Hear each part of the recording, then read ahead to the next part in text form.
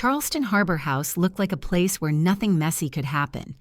Candlelight rippled on the river, a piano threaded a soft tune through the dining room, and servers drifted with the calm of people who never spill. Evan sat a little taller than he does at home cufflinks, catching every scrap of light as if they had already paid for themselves. Lila smiled beside him, polished and bright, the kind of bright that makes everyone else lower their voices.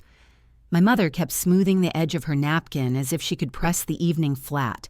I am the sister who counts things for a living. Interest fees the way $1 can turn into a leash if you tie it too tight. I had promised myself before I walked in that I would count only blessings tonight. The piano climbed. A server poured. Evan lifted his glass and Lila leaned toward me as if we shared a secret. If you really love your brother, she said, then 10,000 would make a perfect gift. It shows commitment. The word gift hung there sweet as frosting. My mother nodded before she looked at me, and Evan looked everywhere but my face. I tasted metal. I said softly, I did not realize affection comes with a price tag now. Lila laughed as if I were joking. Not everyone can afford generosity, she said, still smiling.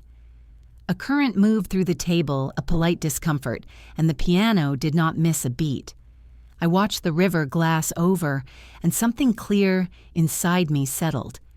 I have been the one who stays late, who takes the smaller slice, who drives our mother to appointments, while Evan rehearses speeches about ambition. I know the cost of peace when it is purchased with one person's quiet, so I smiled and said I would think about it. I could feel my mother relax. I could feel Lila win. After dessert, after Evan's story about his new project that has not yet paid a bill, after my mother told the server we were celebrating family, Lila asked the server to take a picture. She placed my hand on Evan's shoulder, set her chin just so, and whispered 10 looks better than 5 in photos. The flash went off, and in the brief white I saw 3 things. My brother's eyes were hopeful and afraid. My mother's mouth was a line she could not unclench.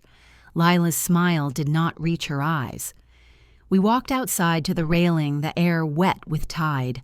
Lila pulled her shawl closer, then she slipped her phone into my hand.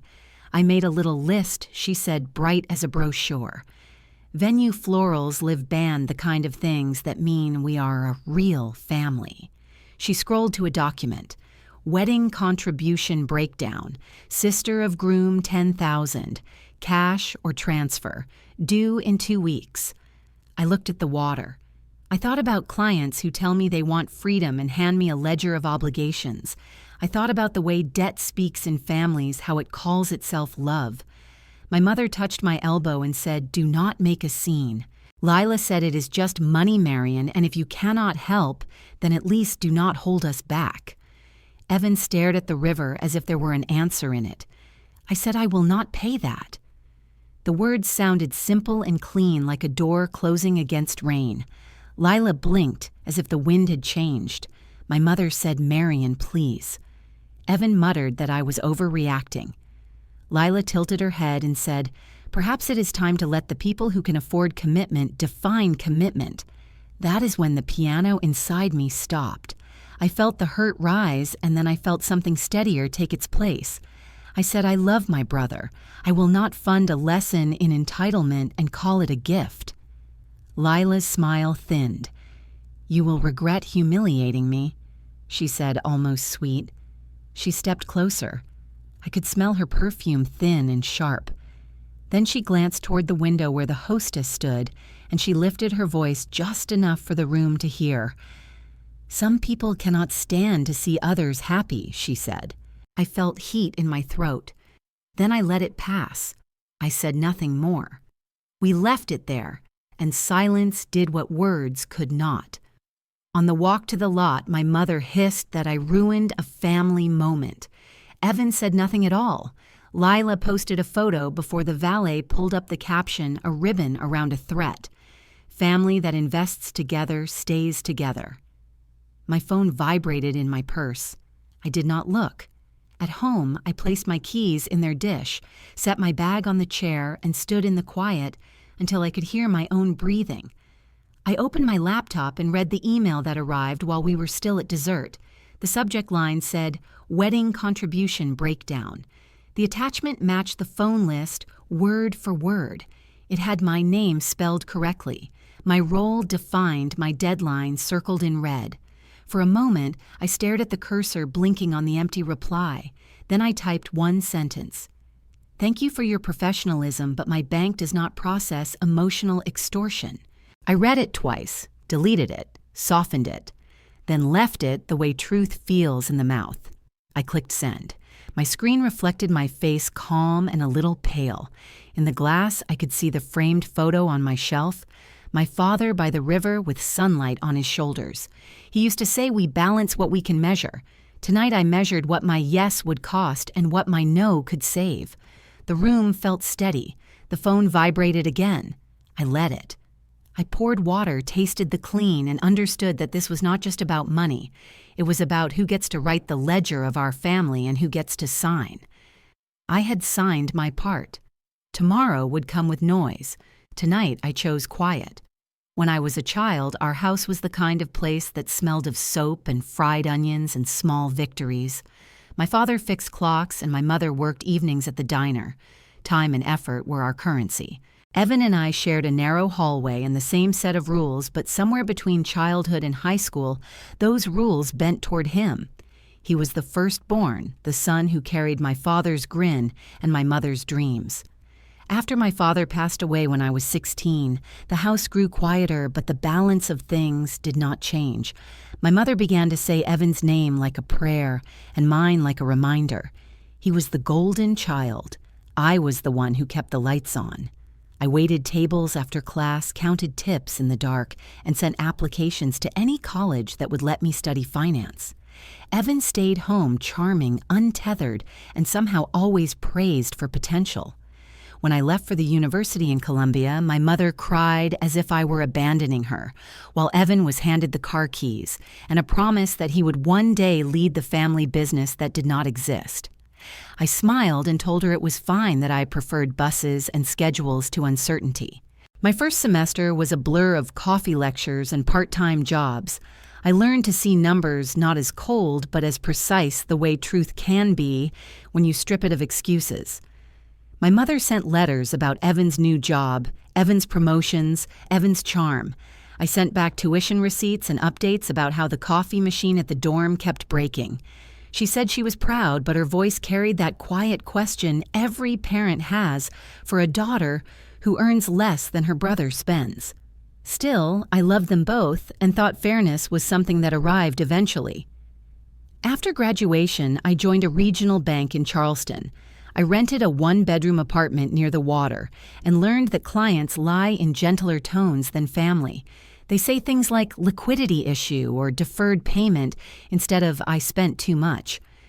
It was during that second year that a woman named Lila Frost walked into my office. I remembered her immediately.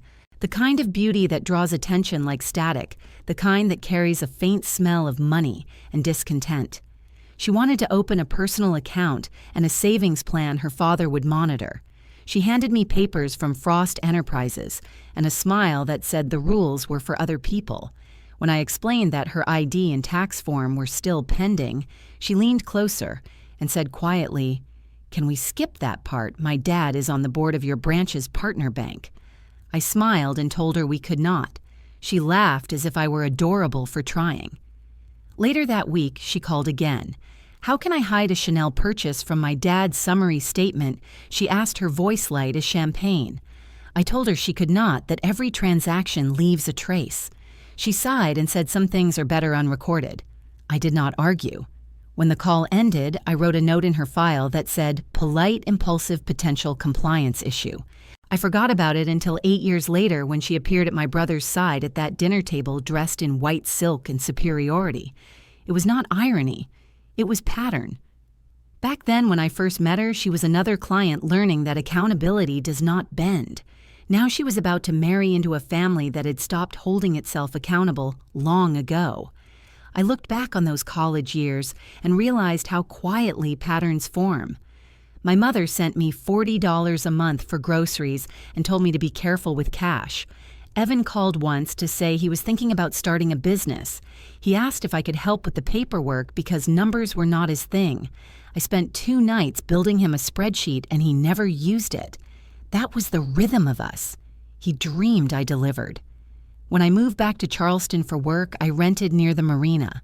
My days were filled with deposits, audit small-town gossip disguised as fiscal advice. The clients came in waves. Farmers, retirees, couples planning weddings they could not afford. I learned to listen, to nod, to offer the sort of truth that does not sting until later.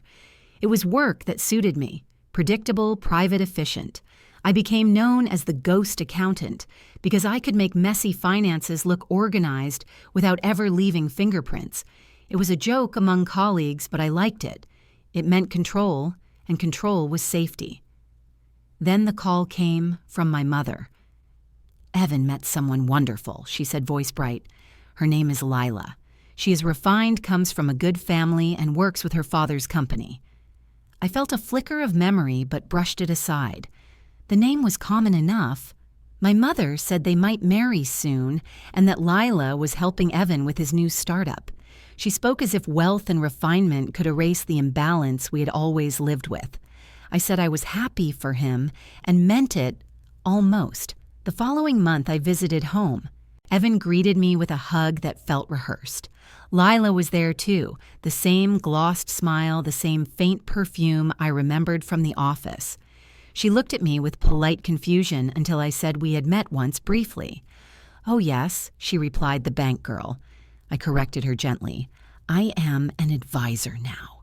She nodded as if titles were hobbies. During dinner, she talked about the wedding she was planning, the destination venue, the need for everyone to contribute. My mother listened with awe. Evan laughed too loudly. I watched and felt that old unease crawl back, the sense of watching a ledger slip out of balance again. Later that night in the guest room, I scrolled through my work archive. Her file was still there under the inactive client list, her note untouched. Polite, impulsive, potential compliance issue. I smiled without joy. Some numbers never change. The next morning, my mother asked me to drive her to the market. She said Evan deserved happiness and that Lila was good for him. I asked if she knew how Lila treated the waitstaff or the way she looked at the house like it needed a price tag. My mother said, "You always notice the wrong details." Maybe I do. Maybe details are the only way to stay sane in a family that counts affection in dollars. When I returned to Charleston, I poured coffee, opened my laptop, and saw the familiar names appear in my inbox. Frost Enterprises, new account coordination. And there it was again, her digital signature, looping like a ribbon. Lila Frost Cole. The golden child had chosen his partner. The ghost accountant had her first client from home. I closed the screen and laughed softly. Some people fear overdrafts. Others fear exposure. I knew which kind she was, and I knew eventually the books would balance. A week passed before the next blow arrived. It was Monday morning, the kind of Charleston morning that smells of salt and coffee and unfinished business. I had just finished a meeting when my inbox chimed. The subject line read, "Wedding Contribution Breakdown." I opened it thinking it might be a schedule or family update. Instead, a full spreadsheet appeared, color-coded and itemized. At the top, in bold, was the name Frost Cole Wedding Financial Plan. Underneath each family member was listed with an assigned responsibility. Parents of groom venue deposit $25,000. Parents of bride designer dress and photography $40,000. Sister of groom $10,000 cash or transfer. Due in 2 weeks. My coffee went cold before I could reach for it. The signature at the bottom read, Lila Frost Event Coordinator. There was even a footer that said, "Please reply with payment confirmation." I sat back, letting the absurdity breathe. For a moment, I tried to imagine the tone she must have used while typing that calm authority of someone who mistakes audacity for elegance. I forwarded the email to Sophie, my closest colleague at the bank, with no subject line. 5 minutes later, she appeared at my door holding her mug like a gavel. She read the email twice, then looked at me. "Some families use wedding lists," she said dryly. "Yours uses invoices." I laughed the kind of laugh that folds pain into humor. so it does not sting. What do you even say to that? She asked. I said you say nothing, you just let the numbers expose themselves. She shook her head. Or you say something sharp enough to make them think twice. I looked back at the email. The neat rows. The arrogance disguised as organization. I began typing. Thank you for your professionalism, but my bank does not process emotional extortion. Then I paused. Too direct, maybe. I deleted extortion, replaced it with transfers of this nature. Then I deleted that, too, and went back to the truth. I clicked send before I could soften it again. The next morning, my mother called at 7. Her tone carried that mixture of guilt and warning that only mothers can sustain. Marian, what did you say to Lila? I said I replied to an invoice that should have gone to a credit bureau, not to me. She sighed. Lila showed your email to Evan. He is upset. I waited, and I asked. And Lila sent it to me too. She said you embarrassed her. I leaned back in my chair. Embarrassment requires conscience, I said. My mother whispered my name like a plea. You know how important this wedding is for your brother. He is finally building something. I wanted to ask what exactly he was building aside from debt and dependence, but I held it. She continued, You should apologize. I said no, calmly. There was silence, then the sound of her breathing turning sharp. Sometimes I wonder if we are even the same family anymore, she said, and hung up. At noon, Sophie brought lunch to my desk. You look like someone who survived a board meeting with their conscience intact. I told her about the call. She listened quietly, then said, They will twist it, you know. People like that always do. She was right. That evening, my phone began to buzz. Group texts, missed calls, family chat threads filled with polite confusion. Evan wrote one message that said, This is getting out of hand. I did not reply. I spent the rest of the evening reorganizing client files, something controllable. By the next morning, Lila had forwarded my email to half the family. The subject line read disrespect. My words were copied in full beneath a paragraph about loyalty and kindness. The tone was saccharine, the message clear. I was now the villain who refused to celebrate love. I closed the message, stared at the screen until my reflection blurred, and then laughed softly. Sophie walked in as I was laughing. She asked what happened this time. I told her I just learned that clarity is contagious, even when people pretend it is cruelty. She said that sounded like something we should print on mugs. That afternoon, I received another email, shorter this time. It read, I hope you reconsider. The wedding will be televised for our extended families, and it would be a shame if you were absent over a misunderstanding. I stared at the word televised. It was not a wedding. It was a performance with financial sponsors. I wrote back one line. I prefer private ceremonies of the heart. No send-off, no flourish. I sent it and turned off my phone. The next day, I went for a walk near the harbor. The air carried that heavy pre-summer heat that slows every thought. I passed a couple arguing over parking fees and smiled at how money can make strangers sound like family.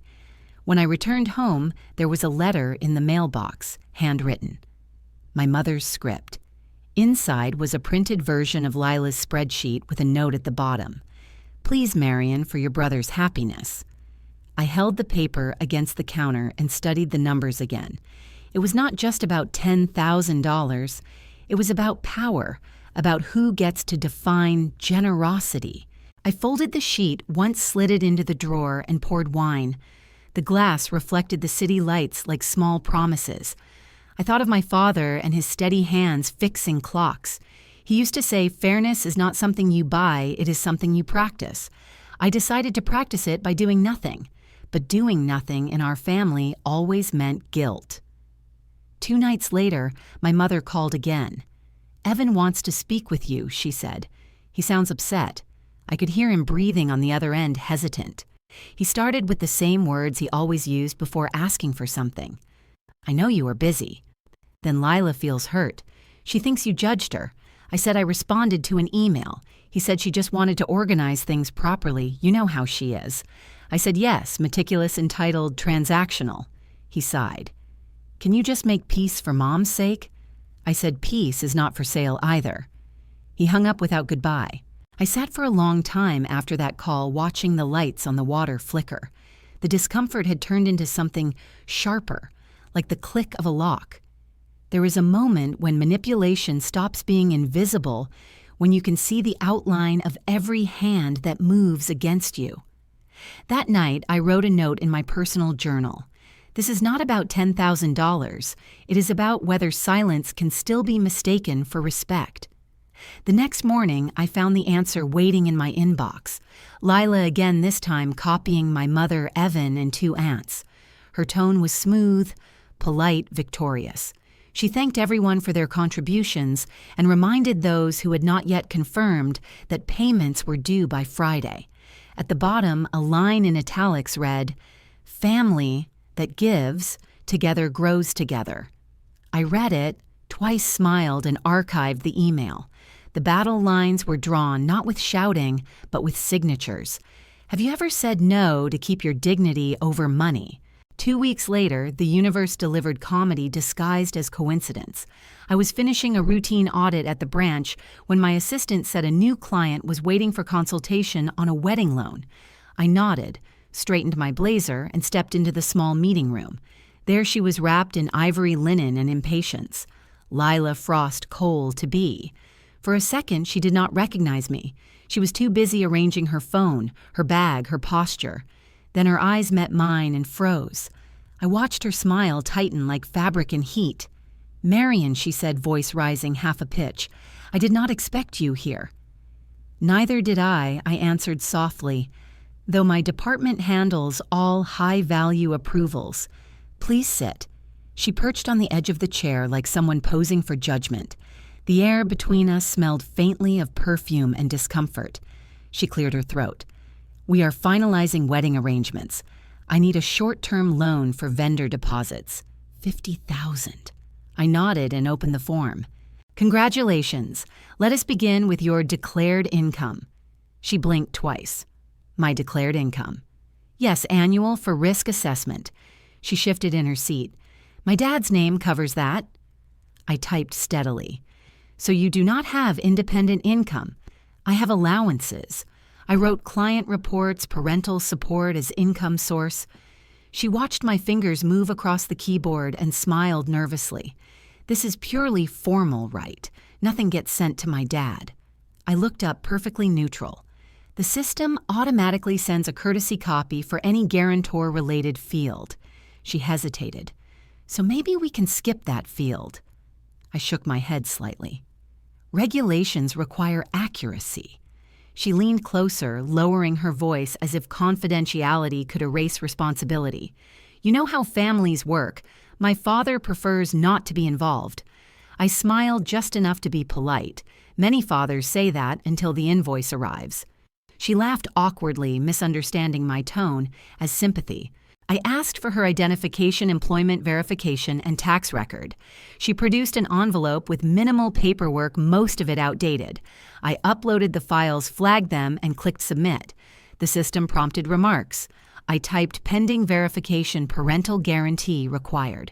When I pressed, enter, the software automatically generated an email to the listed guarantor, James Frost. The name appeared in bold. Lila's phone buzzed a moment later. Her smile died. "Did something send?" she asked, half whisper. "Yes, confirmation of processing." Her voice cracked. "To my father." I nodded, pretending to check another screen. She stared at me, horror spreading slowly. "You embarrassed me." I looked up calmly. "Oh dear, that is what transparency does." She stood abruptly, chair legs scraping against tile. "You think this is funny?" I said, "I think accountability is underrated." She gathered her papers with trembling hands, muttering that she would fix it herself. I thanked her for choosing our services and wished her a pleasant day. When she left the room, smelled of expensive panic. Sophie appeared at the door holding 2 coffees. I told her everything, every awkward pause, every misplaced confidence. She laughed so hard she spilled foam on the file cabinet. "You are my hero," she said. I told her it was not revenge, it was compliance. She said it was poetic. By afternoon, the phone started ringing. It was Lila again. I let it ring 3 times before answering. Her voice was sharp. He called me Marion. He thinks I cannot handle my own finances. I said, perhaps you can show him otherwise by providing the documents he requested. You do not have to act superior, she snapped. I smiled into the receiver. That part is involuntary. She hung up. 5 minutes later, an internal notification popped up. A message from the corporate partner channel. It read, Client Frost Enterprises inquiring about branch verification. Sophie saw the alert and burst into another round of laughter. You just turned their family empire into your personal sitcom. I told her every audit needs a lesson. That evening, I sat at home replaying the moment she realized the email had been sent. The image was both satisfying and sad. Revenge should feel like balance, not cruelty, yet there was a sweetness in precision. I poured a glass of wine, watched the sunset tint the bay gold, and thought about how easily arrogance collapses under paperwork. The next day, the gossip arrived. Our regional manager, a man who thrived on scandal disguised as updates, mentioned during lunch that James Frost had called to complain about an unnecessary disclosure. Apparently, he had confronted his daughter about why she needed a wedding loan when she already had an unlimited card. The confrontation was loud enough to be overheard by their staff. By evening, social media did what social media does. A whisper thread appeared on local wedding forums about a bride whose father canceled her line of credit days before her ceremony. I did not confirm or deny anything, but when Sophie showed me the post, I smiled. Consequences have their own sense of timing. The following morning, I received a short email from Lila. No greeting, no signature, just one sentence. You will regret this. I typed back, I rarely regret doing my job. Then I deleted the draft, closed the screen, and let silence answer for me. In the weeks that followed, wedding preparations continued, but the tone of family conversations shifted. My mother avoided the topic altogether. Evan texted occasionally with neutral updates about weather and catering. He did not mention the loan. I did not bring it up. Still, I could feel the current of resentment flowing quietly beneath every polite exchange. It was the kind of tension that makes humor necessary. One afternoon, Sophie and I walked past a bridal shop. A mannequin wore a dress tagged Final Sale. She pointed and said, "That is Lila's vibe." I laughed until my eyes watered. Sometimes laughter is the only way to exhale pain without admitting it is there. That night, as I reviewed my own finances, I felt an unfamiliar peace.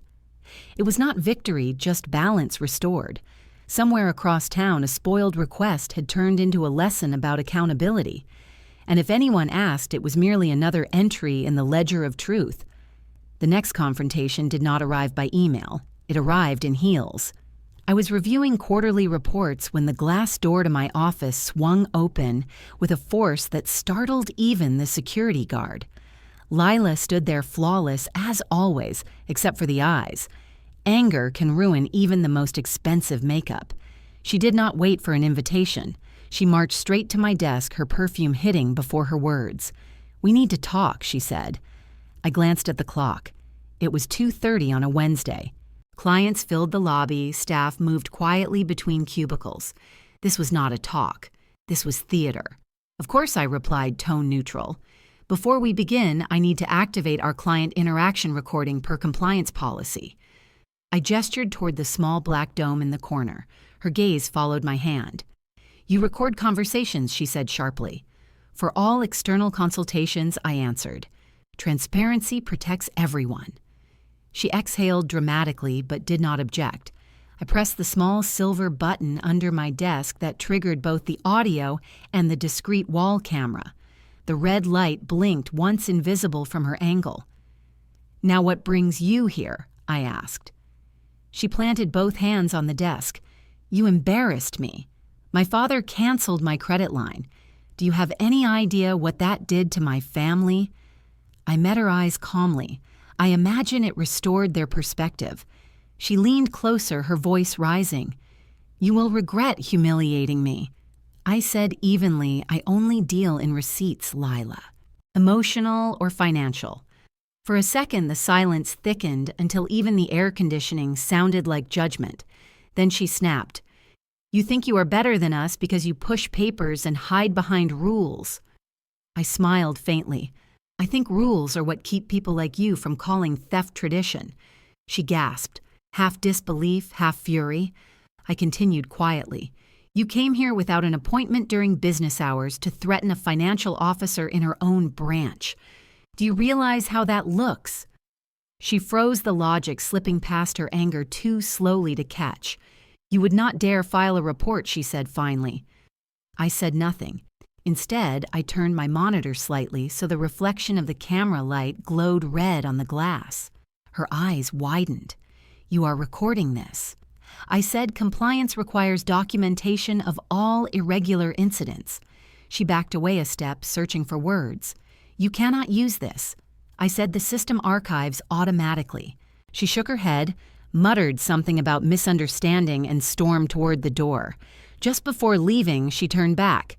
You enjoy making enemies, do you? I said I prefer making examples. The door slammed. The sound echoed down the hallway. For a moment, I just sat there, breathing in the aftermath. Then I stood, checked the red light, and turned off the recording. Sophie appeared in the doorway almost immediately. Did that just happen? She whispered. I nodded. She peeked into the hall. Half the staff pretended to work harder than ever. Someone had already texted the security guard. I told her quietly to let everyone know it was handled. No incident report yet. She raised an eyebrow. Yet she repeated. I smiled. Just paperwork timing. Later that evening, I reviewed the footage. The clarity was almost cinematic. Her voice echoed through the speakers, brittle and high, her words unraveling like fabric caught in a gear. You will regret humiliating me. My reply calm, measured, final. I only deal in receipts, emotional or financial. Watching it felt surreal, like witnessing my own defense rehearsed by someone else. The next day, I encrypted the file and uploaded a copy to the branch compliance archive, labeling it Client Incident Frost Inquiry. Another copy I saved on a personal drive. Insurance comes in many forms. Life has taught me that the most powerful revenge is evidence kept quiet until the right moment. The day passed without another confrontation, but whispers followed.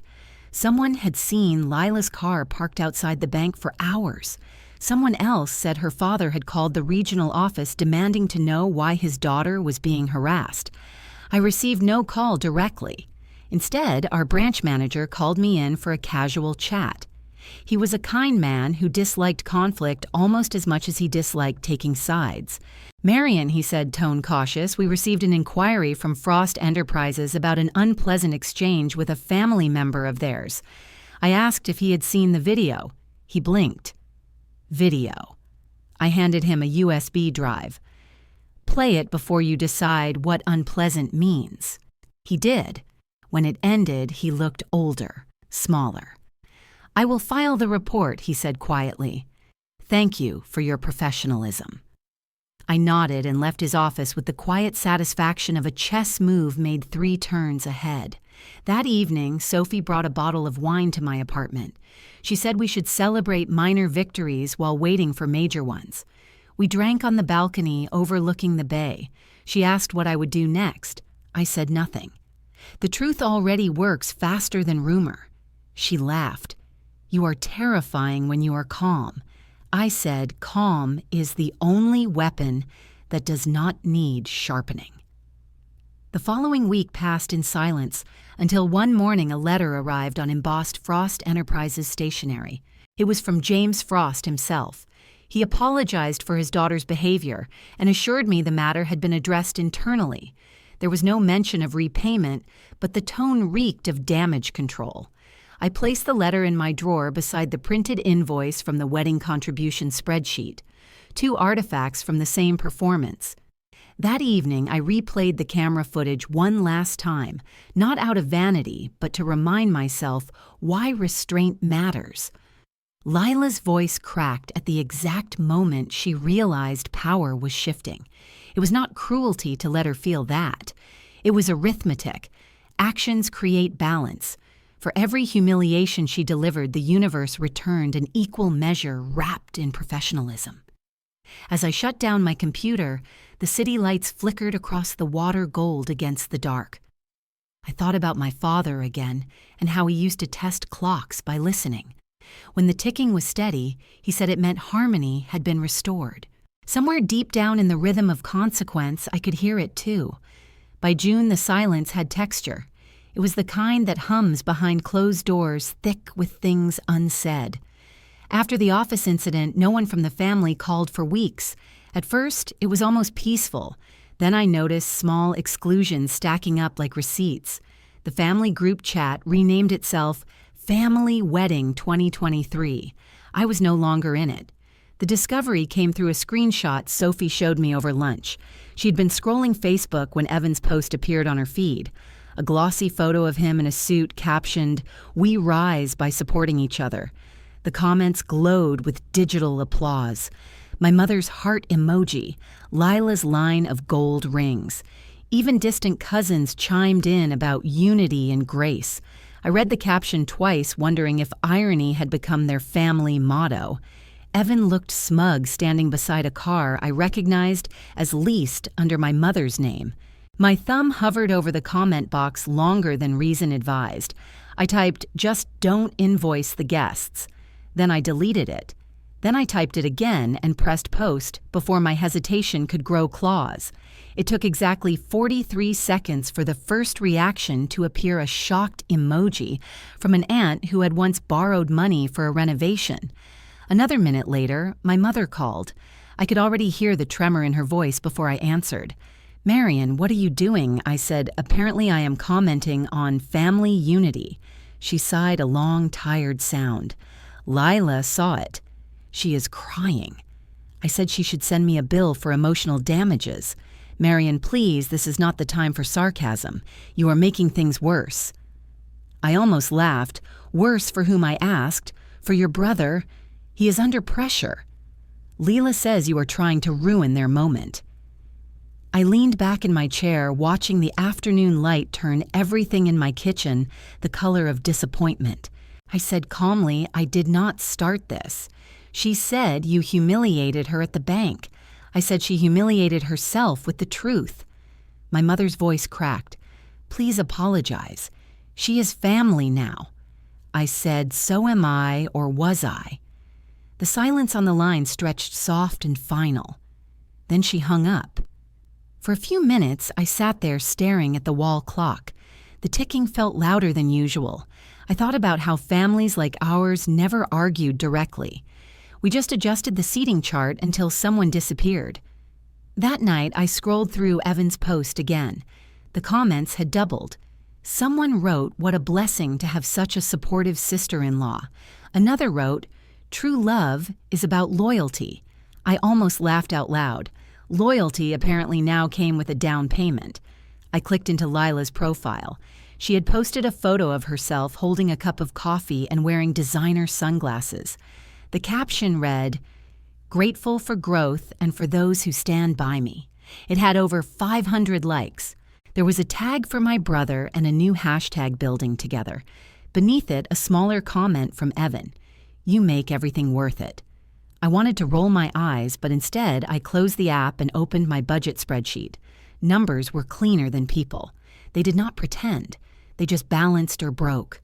Still, even I could feel the sting of isolation. It was not about missing an invitation. It was about being erased from the narrative. The next morning, I walked into the branch and found a vase of white roses on my desk with no card. Sophie guessed it was from a client. I knew better. My mother had always used flowers as apologies she could not speak. I let them sit there until the petals began to curl. Around noon, my manager stopped by. He mentioned that Frost Enterprises had withdrawn their corporate savings account. I nodded, expected. He looked worried. "Are you sure you are all right?" he asked. I smiled. "When people leave, they take their noise with them." He did not understand, but he nodded anyway. That evening, I took a walk along the pier. Families gathered for early dinners, laughter drifting like smoke. I felt strangely light, as if being excluded had freed me from pretending. My phone buzzed again, a message from an unknown number.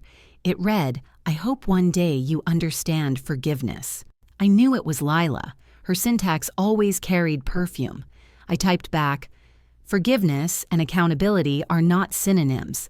Then I deleted it and let silence do the answering. That night, I cooked dinner alone, poured wine, and watched the news with the sound low. The world kept spinning indifferent to family politics. Somewhere, a bridge collapsed, somewhere else, markets surged. And in Charleston, one woman discovered that losing her family chat could feel like liberation. The next few days turned absurd.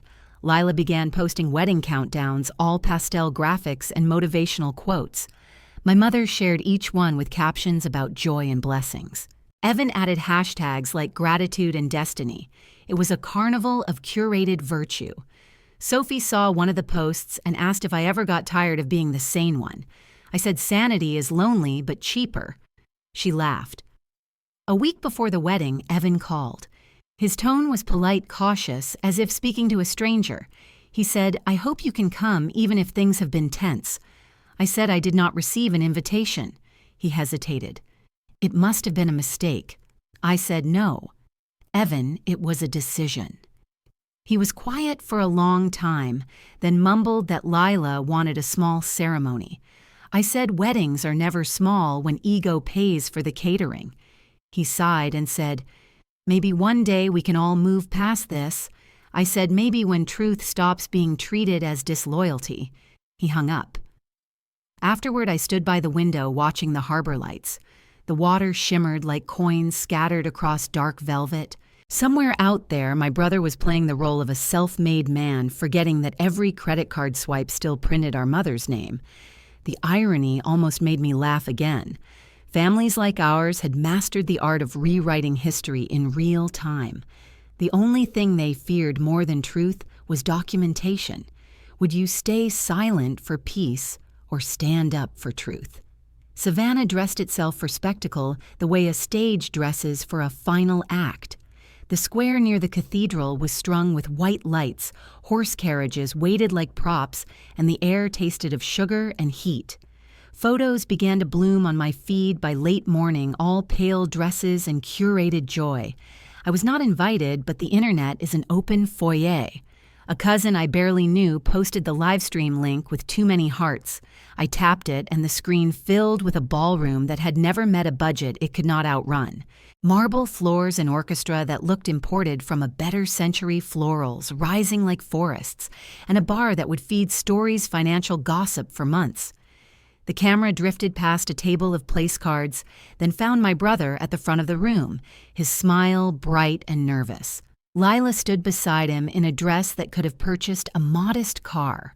Her beauty had a hard edge now, like light on glass. I felt bitterness climb the back of my throat. It was not envy. It was arithmetic. Every chandelier was a number. Every compliment was an invoice. The host stepped up to the microphone, the kind of man whose voice softens even bad news. "Welcome, friends and family, to the Frost and Coal celebration," he sang. "Today we honor partnership and generosity." He gestured to a screen behind him where names scrolled like credits. "Please join me in thanking our donors and family sponsors." The camera zoomed in, and I leaned closer, more curious than I wanted to admit. The list began with Frost Enterprises, then a design house, then a wine estate that sounded invented. Then it turned bold and familiar, Marion Cole. The room applauded. I did not. I stared at my own name floating above the crowd like a borrowed halo. I had given nothing but a clear no. The host continued down the list, praising the spirit of giving. Someone off camera shouted, "Hear, hear." I looked at the chat bar on the screen. Emojis bubbled. "Thank you, Marion, you are an angel," wrote an aunt. I closed my eyes and counted to 10. Revenge emotional feelings are best handled by counting. I opened them and watched Lila smile sweetly as she accepted applause for money she had invented in my name. The MC asked the crowd to lift their glasses to sponsors who made dreams possible. The orchestra played a hopeful chord. The camera found Evan again.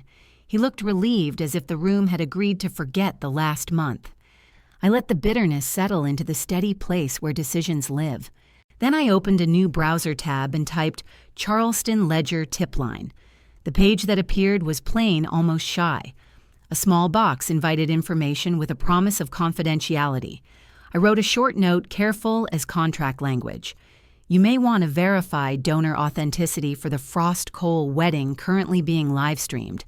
Several listed names have not given funds. I read it twice, added a sentence about documentation being available, then added nothing more. I did not sign my name. I clicked submit, closed the tab, and let the live stream wash over me like a radio I no longer had to hear. The camera drifted toward the dance floor. Guests posed for the drone photographer. Lila offered air kisses to a woman old enough to be her grandmother and posed side by side with Evan for the first waltz. Comments scrolled about fairy tales and destiny. I muted the sound and watched posture instead of words. People telegraph morale with shoulders. Evan held himself like a man who wanted to float. Lila held herself like a woman who wanted to be seen counting while pretending not to count. Somewhere off camera, a coordinator snapped and a waiter rushed with a napkin. The screen cut to a pre-recorded montage of childhood photos. It was all very moving if you did not know the price of the movement. By evening, Savannah turned pink outside my window, and the ballroom lights looked almost holy. I closed the stream and walked to the kitchen. The room smelled of lemon and quiet. I brewed tea I did not need and leaned against the counter until the kettle cooled. I told myself that sending the tip was not revenge. It was alignment. It was a line drawn with a pencil, not a knife. Still, I felt the small, quick beat of satisfaction that arrives when a balance sheet catches up with behavior. The next day was a workday lined with normal chores. Deposits, audits, calls that began with, "Can I be honest?" and ended with a request that I ignore their honesty. I did not think about Savannah again until my phone buzzed with a push alert I did not recognize. Charleston Ledger update. The headline was a question that did not bother hiding its answer. Are donor lists at local high society weddings accurate? The subhead promised a deeper look at the culture of sponsorship and the ease of inflating names for prestige. The article did not name Frost Cole, but included screenshots that revealed the style of the graphics and the sequence of the donor roll. The phrasing sounded neutral. The timing was not. I forwarded the link to no one and went back to my clients. That evening, the story became bolder. A follow-up appeared with 2 on-the-record quotes from guests who wished to remain unnamed publicly, but provided documents privately. The ledger used phrases like potential misrepresentation and breach of donor consent. The screenshots now included a cropped image of my name. The caption read, "Name used, without verified donation." The paper confirmed that at least 3 people listed as sponsors had not contributed money. Within hours, the story landed on local television. The anchor used a voice reserved for mild scandal. Viewers saw the scrolling names and the applause and heard about the gap between image and ledger. The internet did the rest. I did not post anything. I did not like or comment. I sat on my couch and watched the tide come in on the screen of my window, while Savannah burned on everyone else's. By the 3rd day, the headline had sharpened into something a town can taste. Fake donor list scandal. The Ledger published a definitive piece with corroboration from event staff. The host had been given a list by the bride's team. The list included unverified names. The story quoted a spokesperson for Frost Enterprises stating that donor integrity is essential and any misuse of names would be reviewed. There was a polite line about families and joy and regret. The photos that accompanied the piece were lovely. Ballrooms always photograph well. The scandal announced itself quietly, then spoke in capital letters. During lunch, Sophie slid into the chair across from me, breathless with secondhand drama. "Have you seen it?" I nodded. She squeezed my hand under the table. "Sometimes Justice wears a suit and carries a notepad," she said. I smiled. Sometimes it just asks a single question at the right time. The fallout began that evening during the reception. Someone in the wedding party pointed a phone at the room while the host took the stage again to address the issue as if it were a seating error. The stream captured a blur of movement, then a microphone losing its will. Lila stepped forward, all grace and gloss, to reclaim the narrative. The comments were not kind. "Where did the money go?" someone wrote. Another asked if generosity had a receipt. The camera jolted and found Evan, whose face had learned what panic looks like in public. He reached for Lila's elbow. She pulled away and spoke into the mic about negativity and haters. The orchestra tried to play past the moment. The crowd did not. Within minutes, the music stopped. Coordinators rushed the stage. The stream cut to a holding graphic that read, "Thank you for celebrating love with us." When it returned, the room looked smaller. My brother stood to the side, speaking in tight circles to his bride. Their mouths moved rapidly, their hands sharper than their words. The sound failed. Maybe the universe turned the volume down to spare them. Maybe someone unplugged it on purpose. Either way, there it was. A wedding made of image and invoices stopped mid-performance because the numbers would not lie on cue. I closed the laptop and leaned back in my chair. I thought of my father again and the patient way he corrected clocks. Balance is not punishment, he liked to say. It is a return to truth. Outside, the day faded into that soft southern blue that makes even trouble look gentle. Inside, I felt no triumph, only the quiet click of a ledger finding its column. The circus had ended early. The revenge story money seed had been planted weeks ago when I chose to answer lies with documentation. Now it had sprouted into headlines and uncomfortable conversations. Somewhere in Savannah, my brother was learning that partnerships cannot live on applause alone. Somewhere in Charleston, a newsroom wrapped up a story and turned off the lights. I rinsed my cup, set it on the rack, and stood still long enough to hear my own breath. Numbers had done what noise cannot. The ballroom at the Frost Foundation Gala was all crystal and polish, the kind of place where money performs charity, while cameras perform admiration. A string quartet tested its notes near a stage, trimmed with flowers that looked like they had never met rain. Donors drifted in gentle loops, greeting one another with the ease of people who never worry about receipts. At the center of it all stood James Frost, silver-haired, careful, the master of ceremonies, who also happened to fund the ceremony. I was there as a banking representative, invited to shake hands and confirm that generosity travels clean through the system.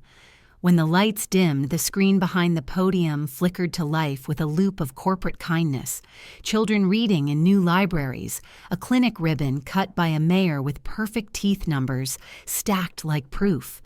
James took the microphone and spoke in a voice made for reassurance. He thanked the partners. He thanked the city. He told a story about his daughter and the importance of humility, the same story I had heard him tell in smaller rooms, the story that once sounded like hope and now sounded like an alibi written early. The applause was soft and dutiful. When it faded, I stepped toward the stage, not hurried, not dramatic, simply present in the way truth is present when it finally chooses a room. A coordinator noticed me and tried to redirect. I smiled and showed my badge. The bank had sponsored the scholarship table. Officially, I was there to honor stewardship and story financial impact. Unofficially, I was there for conflict justice. James spotted me and offered a hand with the reflex of a man who reads faces as often as he reads ledgers. I shook it and said quietly enough to be respectful, but clear enough to be heard. "There's something you should see Mr. Frost." He tilted his head. Now he asked, and I nodded.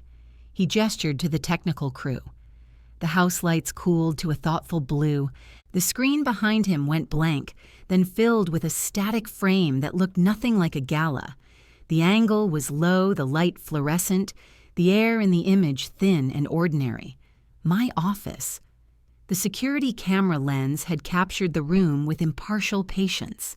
At first, the audience did not understand what they were seeing. Then a figure stepped into frame, beautiful and furious. Lila in a pale suit, shoulders squared, lips pressed into a line that wanted to be a smile and failed. Her voice poured into the speakers, high and brittle. You will regret humiliating me. On the screen, I sat at my desk, calm, a pen motionless in my hand. I only deal in receipts, Lila, emotional or financial. A ripple moved through the room. People leaned forward as if their chairs had nudged them. The footage continued. Lila pressed closer to the edge of the desk. You think rules make you better? I think rules keep you honest, I said, and somewhere in the back, a man coughed the kind of cough people use when their faces cannot decide between shock and recognition. The video cut to the moment her eyes caught the red dot reflection and panic threaded her voice. You cannot use this. The audio carried the softness of my reply. Compliance archives automatically. On stage, James stood very still. The hand that held the microphone dropped half an inch as if the metal had grown heavier. Someone near the front row muttered, "Is that her?" And someone else answered yes without meaning to. The video ended there not because there was not more to show, but because that was enough to say. The screen went black. The quartet did not play. Chairs creaked. For a suspended breath, the only sound was the low electric hush of a machine waiting for its next instruction. Then the second clip began, shorter, smaller, recorded during the rehearsal where she demanded money and called charity a test of loyalty. The sound of my name wrapped around a number that did not belong to her. A second ripple, sharper now. The third clip did not need introductions. It was a screenshot of the donor list from the wedding stream, with my name circled by the paper that had chosen to ask a question the city did not want to ask. The headline hovered beside it like a mirror. The room felt like a courtroom in a city that had forgotten how to hold one. The screen went dark again. James lifted the microphone and found that words had left the building. He swallowed, eyes not on the audience, but on the empty rectangle where his version of family had stood a minute earlier. "That is my daughter," he said. But it was not a statement of pride. It was the staggered sentence of a man adding up a balance he had avoided. I stood where the spotlight almost reached and did not move closer. This was not a performance. It was reconciliation between story and ledger. A man in the second row took out his phone and then put it away like someone just remembered the difference between witness and gossip. A woman exhaled a prayer that did not have words. Somewhere near the back, a glass touched a table, and the small note of crystal on wood sounded like the world tapping the brakes. James finally turned to me, the question in his face older than the event itself. "Did you bring this to shame her?" He asked the microphone, catching the nakedness in the question. I answered without the mic, but the room heard it anyway.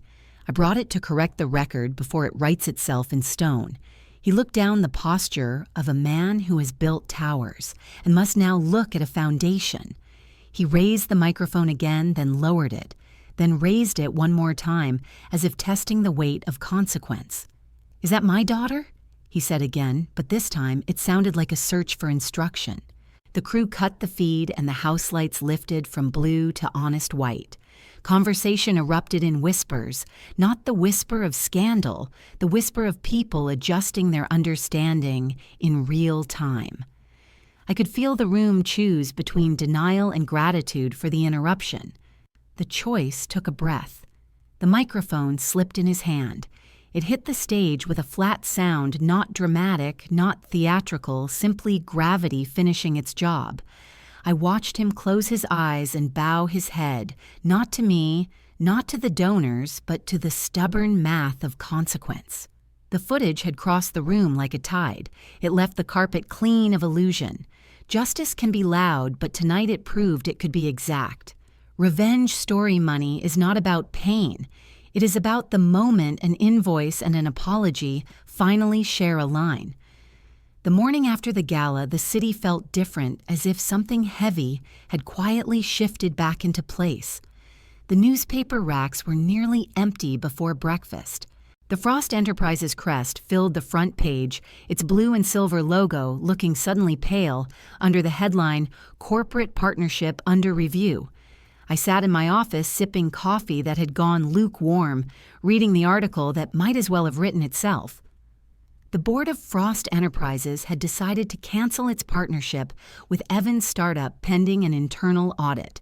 It cited reputational risk and fiscal prudence. Translation embarrassment had a price, and they were paying it by cutting ties. I read the sentences twice. Each line sounded like the echo of every warning I had ever given about financial truth being the slowest but surest weapon. My phone buzzed with messages. Sophie sent a single line first. "You turned karma into accounting." I laughed quietly, the sound catching in my throat. Another message came from a client at a rival firm asking if we had space for a new deposit account. Public disgrace has a way of rearranging alliances faster than any marketing campaign. By noon, news networks picked up the story. A spokesperson from Frost Enterprises delivered a smooth statement about values and integrity. Behind him, the company banner rippled in the breeze like a flag surrendering to common sense. Meanwhile, Lila disappeared from view for 2 days. Her social media went silent, which was the loudest thing she had done in years. On the 3rd day, she returned in cinematic form. A new video appeared under her handle, Frost Lila Official, titled, "My Apology." I clicked it because curiosity deserves witnesses. The screen opened to soft lighting and piano music that wanted to sound sincere. She sat in front of a white wall wearing a gray sweater, no jewelry makeup calculated to appear uncalculated. Her voice trembled just enough to pass for contrition. "I want to take accountability," she said, "for how things were misrepresented. I am learning that generosity can be misunderstood." She dabbed her eyes with a tissue that looked sponsored. Comments poured in faster than sympathy could. The first few offered support. Then the tide shifted. Viewers posted laughing emojis, reaction clips, and side-by-side comparisons of her apology to famous internet disasters. One user wrote she cries like someone who just realized receipts exist. Another commented karma brought a ledger. Within hours, the video had more dislikes than likes. A parody account uploaded an edit of her saying generosity can be misunderstood while piles of fake cash fell in the background. Even the local radio hosts joined in one reading her quotes over the tune of a children's song. The more she spoke, the more the city laughed, and laughter once earned is impossible to refund. Around sunset, I received an anonymous text. It said simply, "You won." I stared at it until the screen dimmed. Victory felt like a word that belonged to someone else. I set the phone face down and returned to balancing client portfolios. The world does not pause for poetic justice. Still, part of me wanted to ask who sent it. James Frost, maybe, though I doubted he would resort to texts. Evan, perhaps, though guilt rarely arrives unsigned. It did not matter. The point was not to win. It was to close the account between truth and deceit. Later that night, Sophie came over with Chinese takeout and 2 bottles of wine. She had printed the newspaper article on glossy paper and framed it.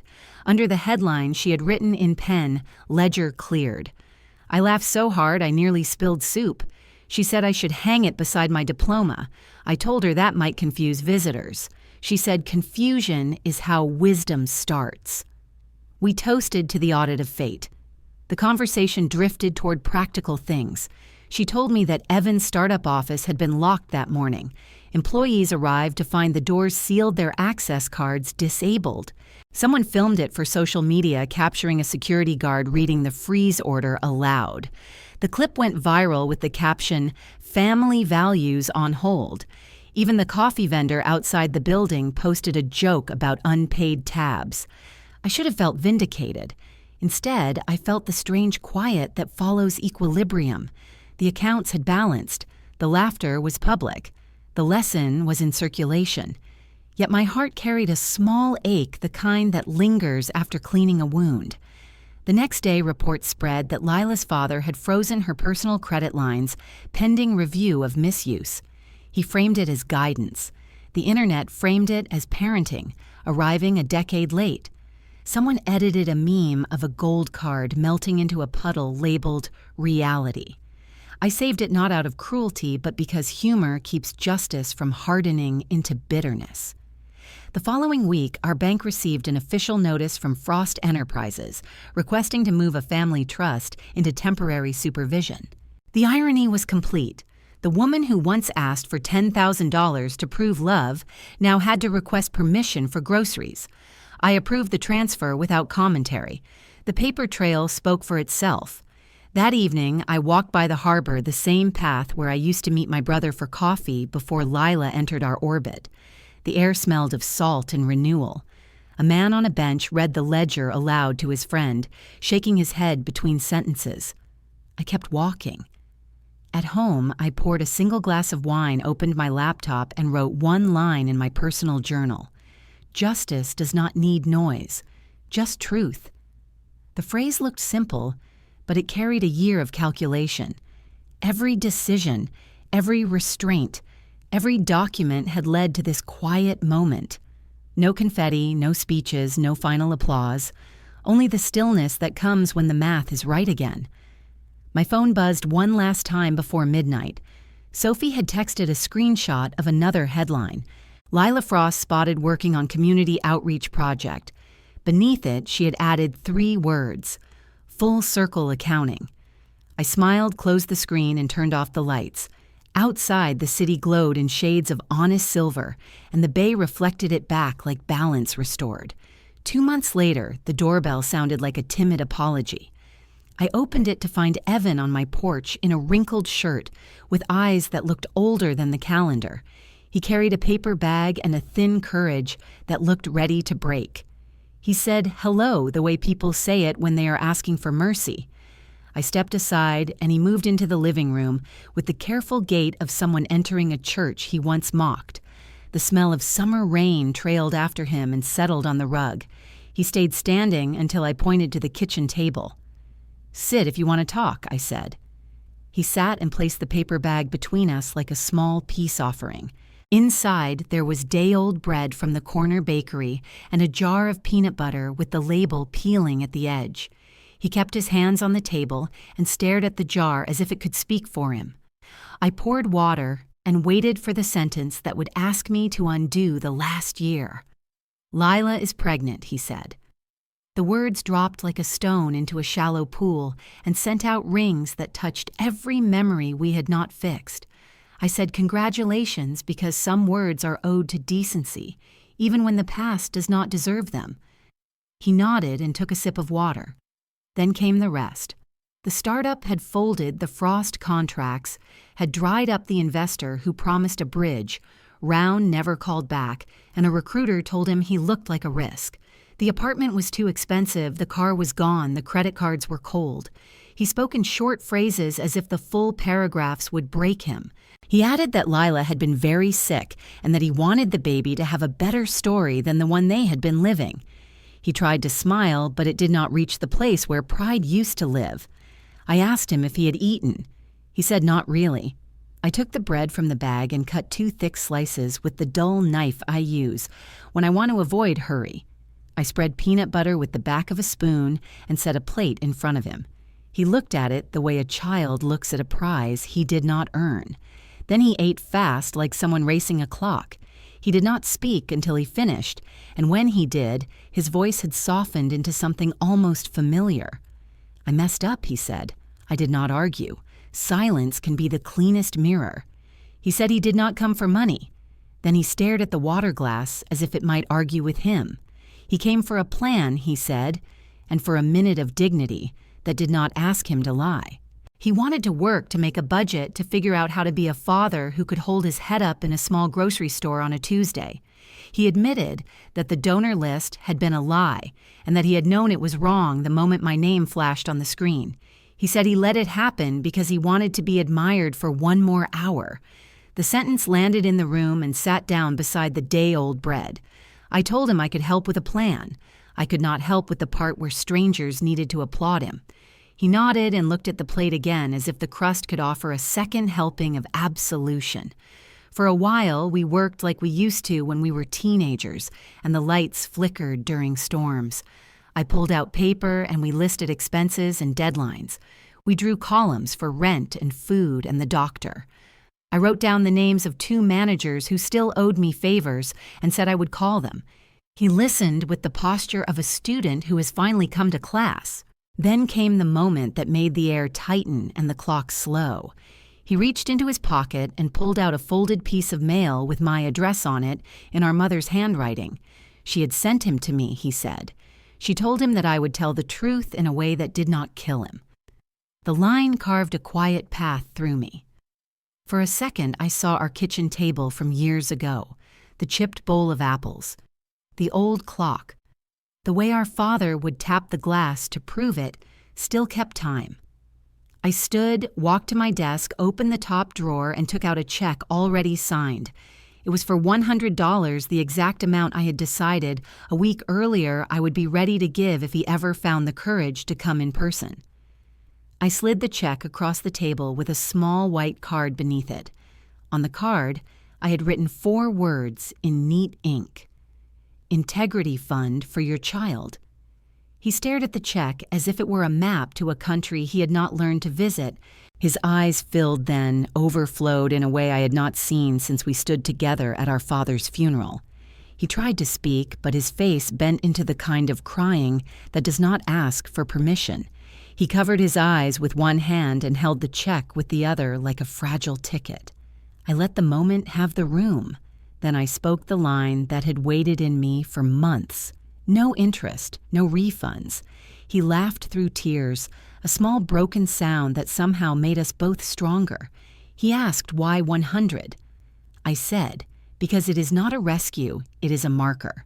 It is a line on a ledger that says we begin again.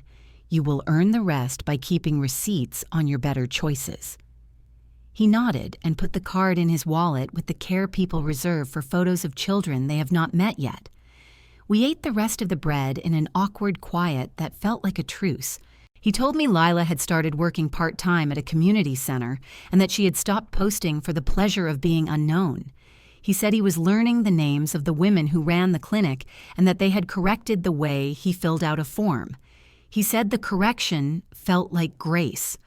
I told him, Grace likes paperwork. He smiled and wiped his face with the paper napkin I keep for visitors I do not expect. Before he left, I wrote down a date for us to meet at the credit union to open a savings account with $10. He looked at me like I had suggested we lift a mountain with 2 fingers. I said that $10 is not the point, the habit is. He nodded again and stood.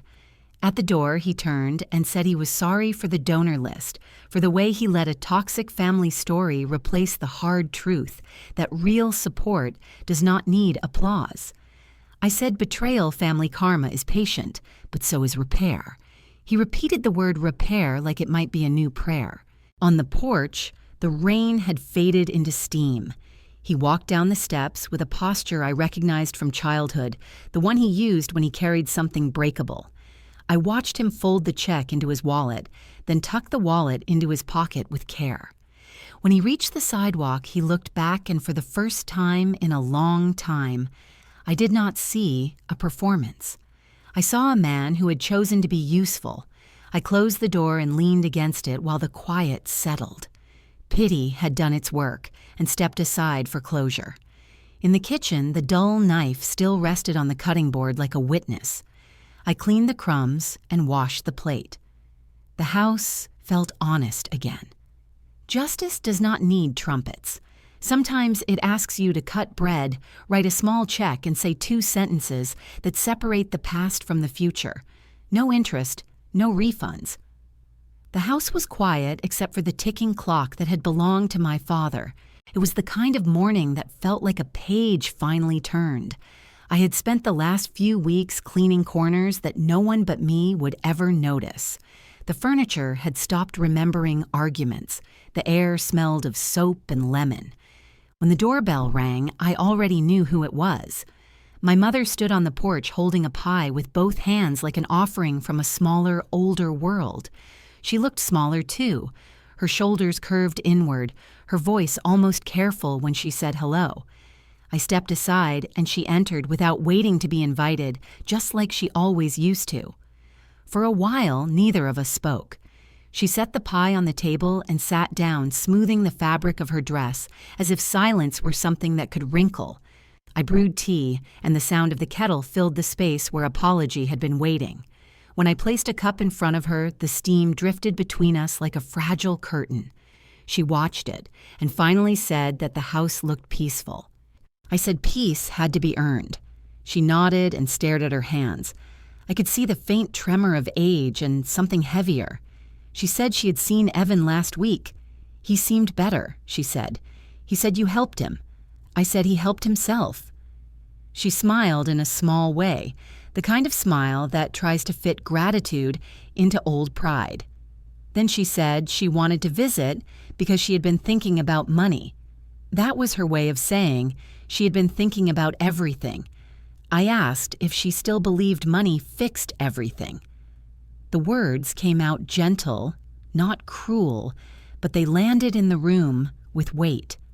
She blinked slowly and her voice broke on the second word when she said no. Then came the confession that trembled like thin glass. She said she had been wrong, that she had confused comfort with character, and that she had measured love by security instead of honesty. She said watching the world unravel around Evan had reminded her of all the small moments when she had chosen ease over truth. I did not interrupt. Letting her speak was the most expensive kindness I could afford. When she finally stopped, I poured more tea. She reached for the cup, missed it slightly, and laughed at herself. The laugh turned into a quiet cry. Tears fell onto the tablecloth, tiny, transparent coins. She said she was proud of me and ashamed of how long it had taken her to say it. I told her I forgave her not as a transaction, but as maintenance. Forgiveness keeps the roof from leaking, I said, and she laughed again through tears. For a while, we talked like two women instead of mother and daughter. We spoke about recipes and the church garden and the way the cat had grown lazy. Then came the small miracle of humor. The cat, bored with our calm, leapt onto the table and tipped over her cup. The tea spread like watercolor across the cloth and pooled around the edge of the pie plate. My mother gasped, then laughed, and I could not help but laugh with her. I said, even the cat refuses drama now. She laughed harder and pressed a napkin to the spill, her hands shaking from the laughter instead of regret. It was the first real sound of joy in that kitchen in years. When the laughter faded, she asked what I would do next. I said I would keep working, maybe apply for a regional position, maybe finally visit the coast without checking my phone for crises. She said that sounded good. Then she looked at me carefully and said she sometimes wondered if I had been too strong for too long.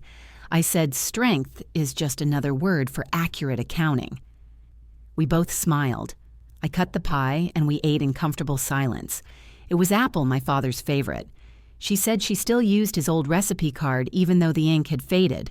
The taste was sweet and ordinary, which was its own kind of grace. Outside sunlight moved slowly across the yard. I thought of the last year and how every hard moment had become a lesson written in the simplest language. Revenge emotional pain had turned into quiet rebuilding. Story financial wounds had healed into discipline. Some inherit wealth, I thought. Others inherit lessons. My mother stayed until evening. Before she left, she asked to see the garden. We walked out back and stood under the old magnolia tree. The blossoms had started to open again, white against the late light. She touched one gently and said it reminded her of the year my father planted it, the year before Evan was born. I said maybe it was time to plant another. She nodded and said, maybe it was time to stop fearing what grows after storms. When she drove away, I watched her car disappear at the corner the same way I used to watch her leave for work when I was a child. This time I did not feel abandonment. I felt lineage finding balance. Inside the house, the cat had claimed the chair where she'd been sitting. The pie plate was empty. I cleaned the cups and wiped the table until it looked new again. Then I turned off the kitchen light and stood for a moment in the soft dark. My father's clock ticked steadily, patient as truth. The house breathed in rhythm with it. I whispered to no one, some inherit wealth, others inherit lessons, and smiled at how the sentence felt both sad and free. It was not revenge anymore. It was restoration, slow and clean. The quiet rebuild had finished its accounting. 1 year later, the light in Charleston felt different, as if the air itself had learned patience. I had been promoted to regional advisor, a title that sounded formal, but mostly meant I had survived storms that numbers could not measure. My office overlooked the harbor where ships moved with the quiet rhythm of endurance. I liked arriving early before the calls began, when the city still yawned and the water reflected everything in soft silver.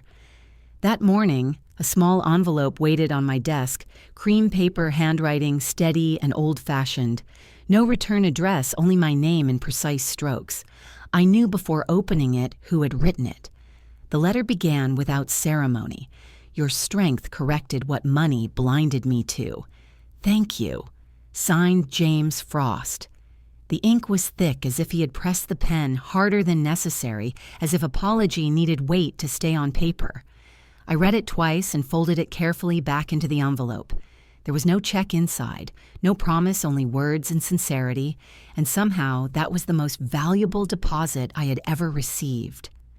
Later that week, I took a long walk through downtown past the row of old buildings that still smelled of sea salt and cinnamon, and found myself near a small cafe tucked between a bookstore and a flower shop.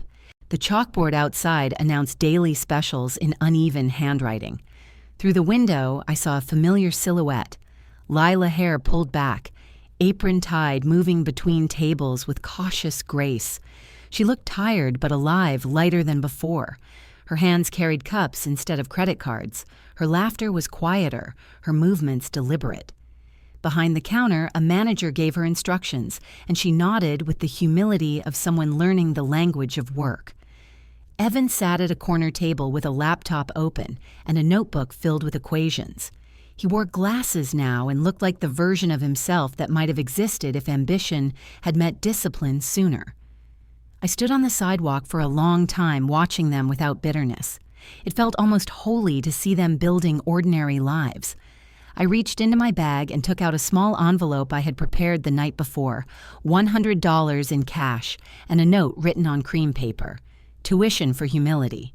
I placed it inside the tip jar near the register while Lila turned to refill an order. She never saw me. The bell above the door chimed softly as I left, the sound delicate and forgiving. Outside, the wind carried the smell of coffee and the faint hum of a song playing from someone's phone. I walked toward the harbor where the sun was beginning to lower itself into the water. The sky changed from gold to rose to the kind of blue that makes people quiet. Families walked along the boardwalk, children tossing crumbs to gulls, couples leaning into each other as if holding balance. I found my usual spot by the railing where the wooden planks hummed beneath my shoes and let the wind tangle my hair. The city moved around me, but I felt still like a page waiting for the last line. A pelican skimmed the surface of the water and vanished into the horizon. Somewhere behind me, church bells began their slow count toward evening. I thought of the year that had passed, the tears that had turned into documents, the fights that had become audits, the betrayals that had transformed into lessons. Revenge emotional energy had turned to quiet justice, the kind that does not shout but corrects gently. Conflict justice had settled into peace because truth had done its math.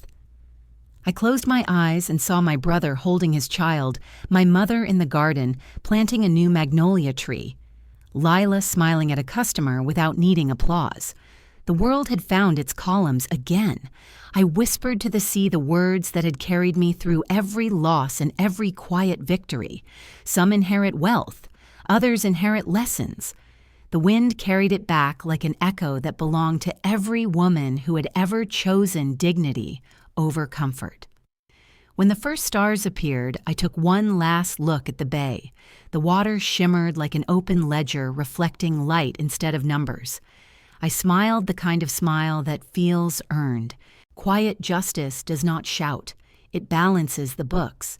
As I turned to leave, the streetlights blinked on one by one, steady as truth.